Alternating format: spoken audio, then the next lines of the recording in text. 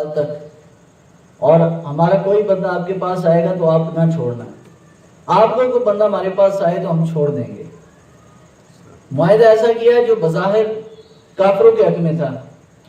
تو حضور علیہ السلام کو نے خواب اللہ تعالیٰ نے دکھایا کہ حضور نے مکے کو فتح کر لیا ہے، اور آقا علیہ السلام مدینہ سے مکہ تشریف لے کے آئے ہیں۔ خواب میں حضور نے خود دیکھا، چونکہ قانون یہ ہے کہ نبی کا جو خواب ہوتا ہے وہ بھی اللہ کی وحی ہوتا ہے۔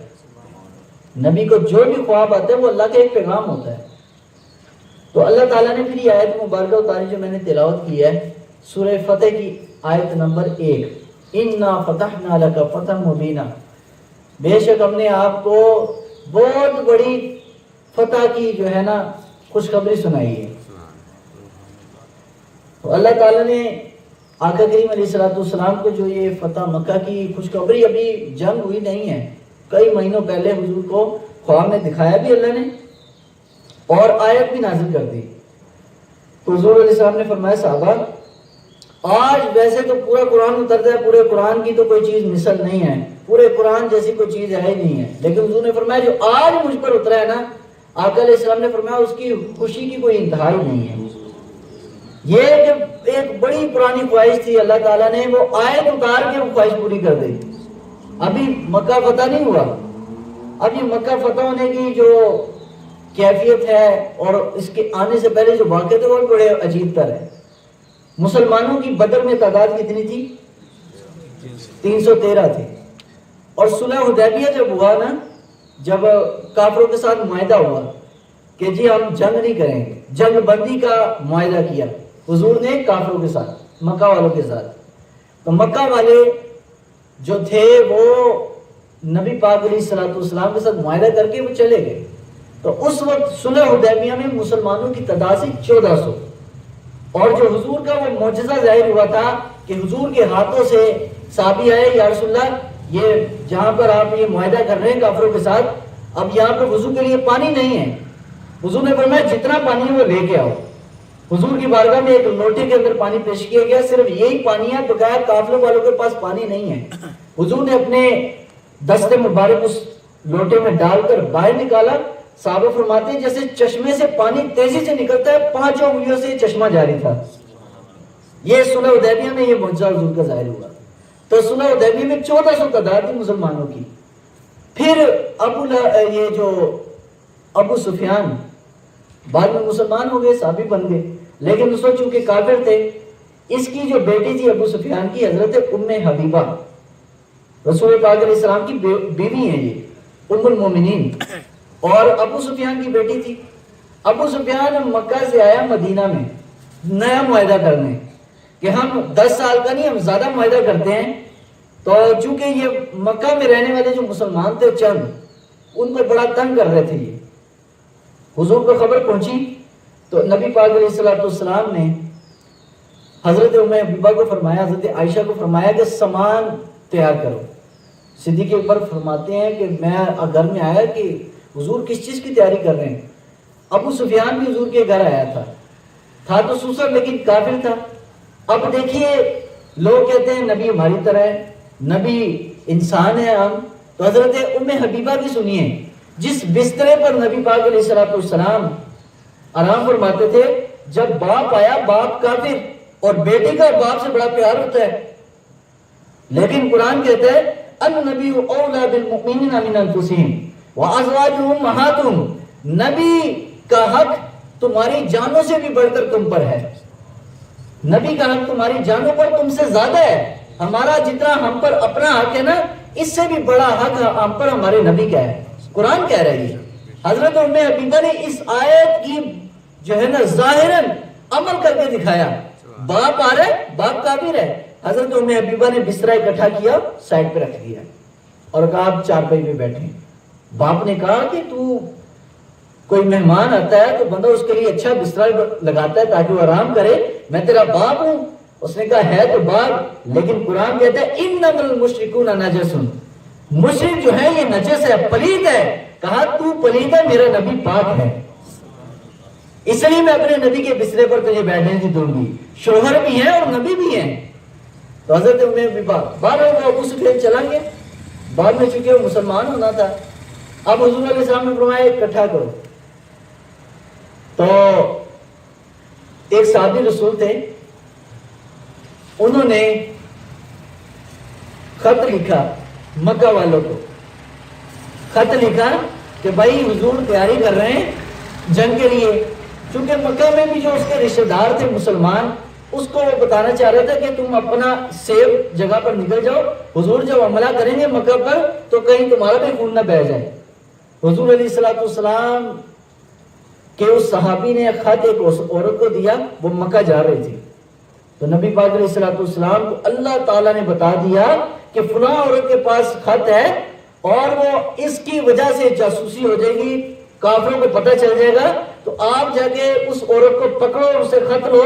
اگر اس کو پتہ چل گیا مکہ والوں کو تو مکہ والے بھی تیاری کریں گے. اور حضور نے اللہ کی بارگاہ میں دعا مانگی تھی. آقا کریم علیہ السلام نے مکہ پر حملہ کرنے سے پہلے، مکہ فتح کرنے سے پہلے حضور نے جو دعا مانگی نا، اللہم خذ علی ابصارہم فلا یرونی الا بغتہ، یا اللہ مکہ والوں کی آنکھیں بند کر دے اور جب میں جاؤں تو اچانک مجھے دیکھیں، اس سے پہلے میرا ان کو پتہ بھی نہ ہو. یہ جو مکہ فتح ہوا ہے حضور نے اچانک آئے ہیں. آقا علیہ السلام حضور نے پیغام نہیں پہنچایا کہ تم بھی تیاری کرو لڑنے کی، ہم بھی کرتے ہیں. نبی پاک علیہ السلام کے ساتھ روایت میں آتا ہے کہ جب بدر تھی تو صرف 2 گھوڑے تھے، لیکن جب یہ فتح مکہ ہوئی تو مسلمانوں کی انفرادی قوت اتنی بڑھ چکی تھی کہ مسلمانوں کے پاس 12,000 فوج تھی اور 1000 کے قریب گھوڑے تھے اور ہر قسم کا سامان مہیا تھا. دیکھا نا قرآن حکیم کہتا ہے ہمیں فَإِنَّ مَا الْعُسْرِ يُسْرًا، ہر مشکل کے بعد آسانی ہے. ایک وہ وقت تھا کہ بدر میں مسلمانوں کے پاس 2 گھوڑے تھے اور 6 زیریں تھی، 8 تلواریں تھی. یہاں پر مسلمانوں کے پاس ہر طرح کے ساز و سامان بھی ہے، فوج بھی ہے، سکون بھی ہے. 12,000 مسلمان حضور کے جانثار حضور کے ساتھ چلے اور رستے میں دیکھا مکہ کے قریب ایک وادی ہے، وہاں پر ایک کتیا بیٹھی تھی. اب یہ حضور کے امن کا پیغام، جو آج لوگ امن کی باتیں کرتے ہیں نا، وہ یہ امن ہے حضور کا کہ جو حضور امن دے کر گئے. رستے میں کتیا اپنے بچے کو دودھ پلا رہی تھی. تو نبی پاک علیہ السلام کے ایک صحابی جمیل بن سراقہ غالباً ان کا نام تھا رضی اللہ تعالیٰ عنہ، ان کو حضور نے فرمایا یہاں پہ کھڑے ہو اس کتیا کے پاس، جب یہ 10,000 کا لشکر چلا جائے، جب یہ آگے گزر جائے اس کے بعد یہاں سے جانا. یہ نہ ہو کہ مسلمانوں کے یہاں آنے کی وجہ سے کتی اور کتی کا بچہ جو ہے وہ ڈر جائے. حضور نے جانور کے بھی احترام کا اس قدر خیال رکھا، جانور کی بھی عزت کا اس قدر خیال رکھا کہ وہ بچے کو دودھ پلا رہی تھی.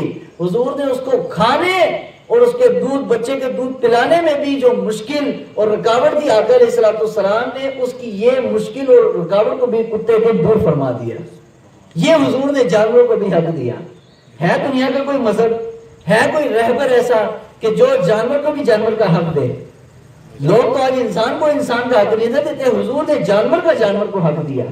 تو آقا کریم علیہ السلام جب تشریف لے کے گئے، اچانک مکہ والے حیران رہ گئے کہ یہ کیا ہو گیا. اور حضور علیہ السلام نے خانہ کعبہ کا طواف فرمایا اور طواف فرمانے کے بعد حضور نے حجر اسود کو اپنی چھڑی لگائی اور چھڑی لگانے کے بعد حضور نے چھڑی کو چوما. اور اس کے بارے میں حدیث پاک ہے، حضور نے فرمایا کہ یہ پتھر کسی کو فائدہ نقصان نہیں دے سکتا، لیکن قیامت والے دن جو بھی حاجی قیامت تک اس کو چومتا رہے گا، جس نے چوما ہوگا، حضور نے فرمایا قیامت والے دن یہ پتھر اس کی گواہی دے گا. پتھر کا اتنا علم ہے کہ اس زمانے سے لے کر آخرت تک، قیامت قائم ہونے تک بتا دے گا کس نے مجھے چوما ہے. تو یار نبی نہیں بتا سکتا کس نے مجھ پر درود پڑا ہے. لوگ کہتے ہیں نبی کو پتہ نہیں ہے. میں کہتا ہوں پتھر جس کو میرے نبی نے چوما، اس کو رب نے اتنا علم دے دیا کہ وہ بتائے گا قیامت تک کس نے چوما ہے. تو حضور نے طواف فرمانے کے بعد دروازہ کھلوانے کے لیے حضرت عثمان بن طلحہ، چونکہ وہ مسلمان نہیں ہوئے تھے اس وقت، اس کو فرمایا کہ چابی لے کے آؤ. عثمان بن طلحہ بعد میں مسلمان ہو گئے تھے. یہ حضرت عثمان غنی نہیں ہے، یہ عثمان بن طلحہ وہ عثمان بن طلحہ ہے جن کی نسل میں آج بھی خانہ کعبہ کی چابی ہے. خانہ کعبہ کے دروازے کی جو چابی ہے حضرت عثمان بن طلحہ کی اولاد میں ہے. آج تک۔ عثمان بن طلحہ کو فرمایا چابی لا، اس نے کہا میرے پاس نہیں، میری ماں کے پاس ہے۔ حضور نے فرمایا اپنی ماں کو کہو کہ چابی دے، اس نے چابی دی، حضور نے دروازہ کھلوایا اور حضرت عثمان بن طلحہ کو فرمایا عثمان یاد ہے وہ وقت جب مکہ میں ہمیں تم لوگ بڑی تکلیفیں پہنچاتے تھے، مکہ میں ہمارا بلال کو تنگ کرتے تھے، بلال کا جو ہے نا پسینہ بہاتے تھے، اس کو تشدد کرتے تھے تم، آج وہ وقت کہ یاد ہے جب تم سے میں نے کہا تھا چابی لاؤ، میں نے خانہ کعبہ کے اندر جا کے نفل پڑھنے ہیں، تو وہ بھی وقت تھا تم نے چابی مجھے نہیں دی تھی، اور میں نے تجھے سب بولا تھا کہ ایک وہ وقت آئے گا تو خود چابی میرے پاس لائے گا۔ حضور نے فرمایا آج وہ وقت آ گیا ہے، اور فرمایا یہ چابی اب میرے ہاتھ میں ہے، اے عثمان اب یہ تو رکھ، قیامت تک تیری نسل میں رہے گی اور کوئی تجھ سے نہیں لے گا۔ اب ہے کوئی دنیا کو کوئی ایسا بندہ کہ اس کا کوئی دشمن ہو اور دشمن کو بھی وہ عطا کر دے؟ یہ میرے نبی کا اخلاق تھا۔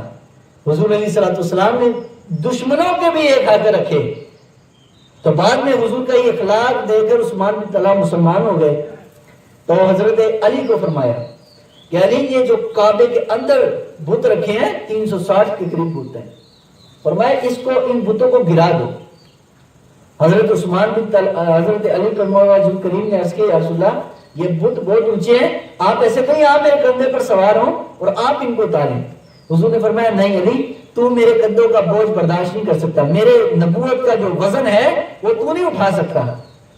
حضرت علی کو فرمایا تو میرے کندھے پر چڑھ، حضور نے اپنے کندھے پر حضرت علی کو سوار کیا، اور مولا علی رضی اللہ تعالیٰ عنہ سے حضور نے پوچھا اے علی کیا دیکھا ہے؟ عرض کیا یا رسول اللہ میرا جو سر ہے وہ عرش پر ہے،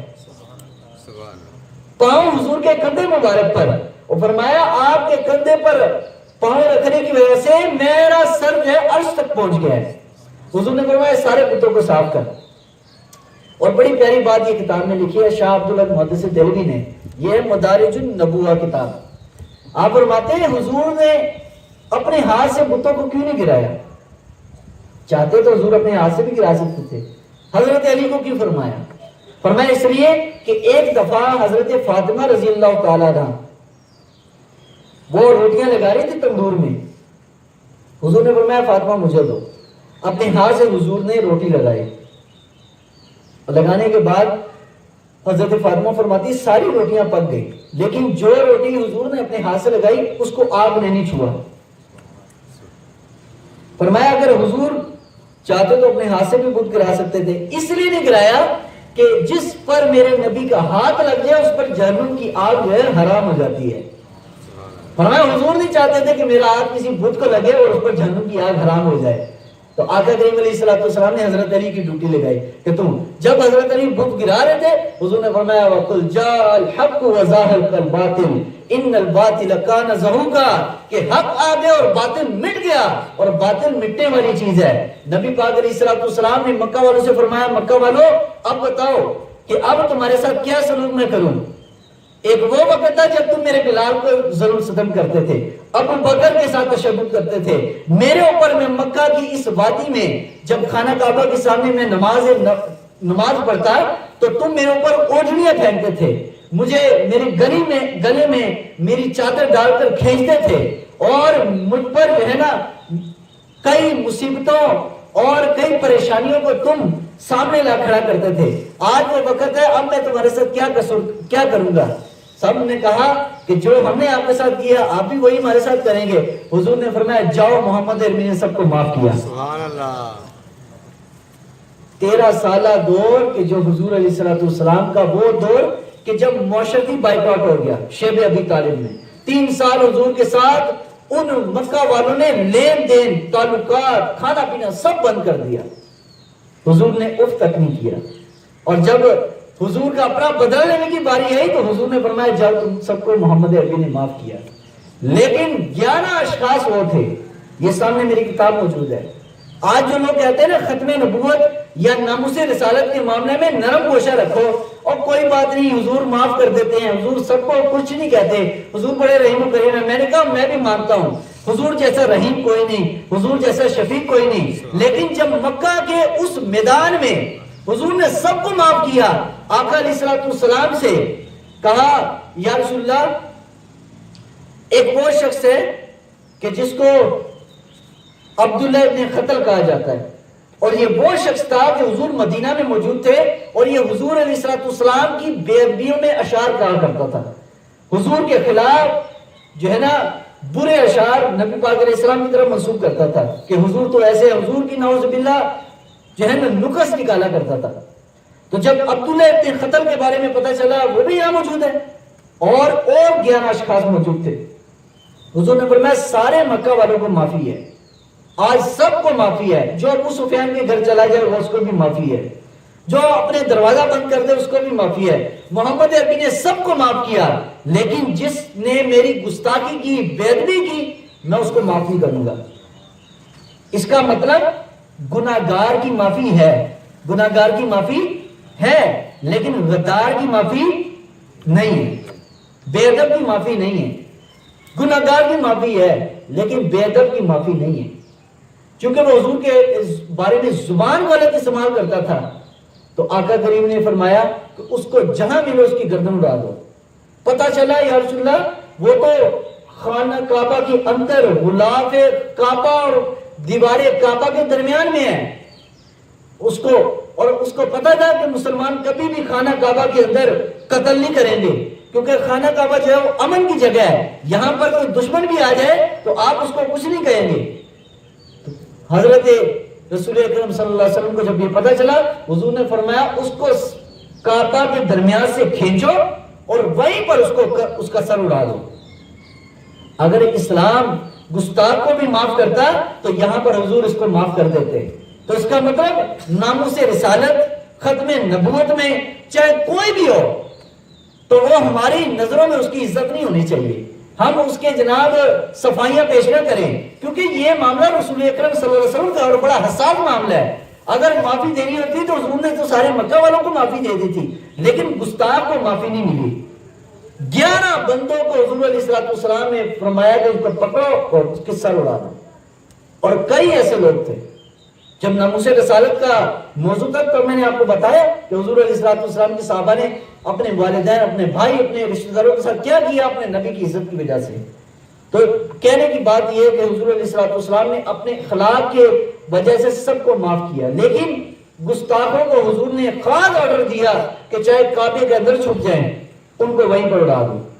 اور جنہوں نے نبی پاک علیہ السلام کو ویسے عملاً تنگ کیا تھا، حضور علیہ السلام کے صحابہ نے صحابہ کو تنگ کیا تھا، اور مزے کی بات حضور نے بلال حبشی کو فرمایا بلال چڑھ جاؤ کعبے کی چھت پر۔ آخری بات کہہ رہا ہوں، ختم کر رہا ہوں، بڑی ایک لذت دے گی یہ بات آپ کو۔ بلال حبشی کو فرمایا بلال کعبے کی چھت پر کھڑا ہو جا۔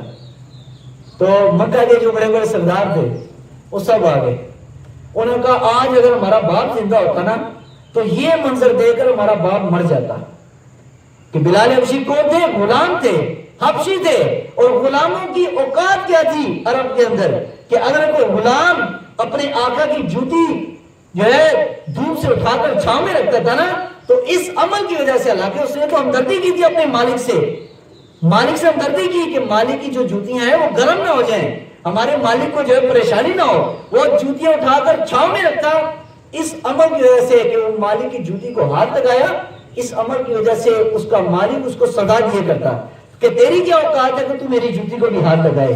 ایک وہ وقت تھا جب یہ غلاموں کی یہ سزا تھی، اور ایک وہ وقت ہے کہ غلام کو حضور نے زمین سے اٹھا کر کعبے کی چھت پر چڑھا دیا۔ تو حضور نے جب چڑھایا تو حضور نے فرمایا بلال اذان پڑھ۔ عرض کہ یا رسول اللہ مدینے میں تھا تو اذان پڑھتا تھا کعبے کی طرف رخ کر کے، اب کعبے کے اوپر ہوں تو میں کہاں پر منہ کروں؟ حضور نے فرمایا مدینے میں تھا تو کعبے کی طرف رخ تھا، اب کعبے کے اوپر ہے، اب میری طرف رخ کر کے اذان پڑھ۔ اس لیے حضرت اعلیٰ نے فرمایا نا حاجیو آؤ شہنشاہ کا روزہ دیکھو، کعبہ تو دیکھ چکے کعبے کا کعبہ دیکھو۔ حضور کی ذات تو کعبے کی کعبہ ہے، کعبے کا مطلب جس طرح رخ کیا جائے، ہم تو کعبے کی عبادت نہیں کرتے، کعبے کی طرف سے ہمارا رخ ہوتا ہے، تو اس لیے حضور کعبے کی بھی کعبہ ہیں، یعنی ہمارا نماز میں رخ تو قبلے کی طرف ہوتا ہے لیکن دل ہمارا در مصطفیٰ میں ہوتا ہے، تو اصل میں نماز بھی ہے۔ تو حضور نے جو مکے کو فتح کیا اس میں حضور کے اخلاقیات کا اظہار ہوا، اور حضور کا رعب، آج کوئی بندہ کوئی جناب ایم پی ایم این اے بن جائے تو اس کی گردن میں سریہ ڈل جاتا ہے، کوئی بڑا جاگیردار بن جائے تو اس کا تکبر دیکھنے والا ہوتا ہے، لیکن حضور نے جب مکہ فتح کیا حضور کا سر ایسے نہیں تھا. روایت میں آتا ہے حضور جس اونٹنی پر سوار تھے اس اونٹنی کے جو کوہان ہے، آپ نے دیکھی اونٹنی کی کوہان پیچھے سے کمر ایسے ہوتی ہے، حضور بیٹھے تھے تو حضور کی ایک دستار پگڑی مبارک اس کوہان کو لگ رہی تھی، ایسے حضور جھکے ہوئے تھے، ایسے جھکے ہوئے تھے. آج ہی اس کا مطلب اللہ جتنی انسان کو عزت دے اتنے انسان کو جھکنا چاہیے. جب انسان جھکتا ہے تو مولا کائنات فرماتے ہیں جتنا بندہ مالک کے آگے جھکتا ہے اللہ تعالیٰ دنیا کے آگے اتنا اس کو اٹھاتا ہے، اتنی اس کو عزت ملتی ہے. اللہ تعالیٰ ہم سب کو حضور کی سچی غلامی نصیب فرمائے. اور آج کا دن جو ہے فتح مکہ کا دن ہے، تو آج کے دن کو یاد رکھیں کہ ہمارے نبی علیہ السلام نے اتنی عزت ملنے کے باوجود اپنے اندر تکبر نہیں پیدا کیا. حالانکہ حضور اگر تکبر بھی کرتے تو حضور علیہ السلام کی شان تو برا ہے، لیکن آقا نے تعلیم امت کے لیے بتایا کہ یہ کام اپنے اندر عاجزی انکساری اپنے جھکاؤ، جو جتنا جھکاتا ہے اللہ کی بارگاہ میں اتنا ہوتا ہے. اللہ تعالیٰ ہمیں کی توفیق عطا فرمائے.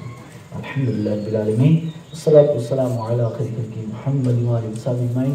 یا رب العالمین یا رحم الراحمین، تیرے پیارے محبوب علیہ الصلوۃ والسلام کی سیرت طیبہ کا کوئی ایک گوشہ بیان کیا، سنا گیا سمجھا گیا، یا اللہ ہم سب کو عمل کی توفیق عطا فرما.